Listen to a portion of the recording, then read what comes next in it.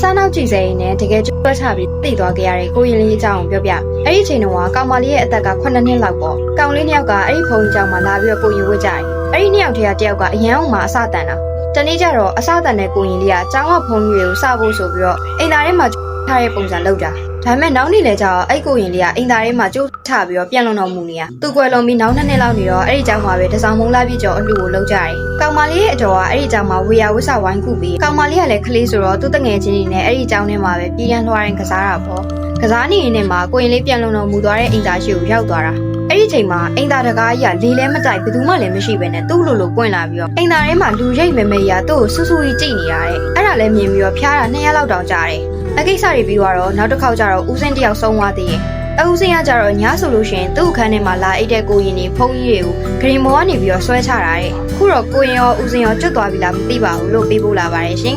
ဒီကြောင်းရလေးကိုမျှဝေတင်ဆက်ခွင့်ပေးတဲ့အကောင့်ပိုင်ရှင်လေးကိုကျေးဇူးအများကြီးတင်ပါတယ်ရှင်ဗီဒီယိုလေးတွေကို TikTok အပြင် YouTube နဲ့ Telegram မှာလည်းကြည့်ရှုနိုင်ပါတယ် Telegram Channel လင့်ကို Bio မှာချပေးထားသလို YouTube Channel လင့်ကိုတော့ Telegram မှာပင်ထောက်ပေးထားတဲ့လင်းကနေတစိမ်းဝင်ရောက်ပြီးတော့အားပေးကြည့်ရှုနိုင်ပါတယ်ရှင်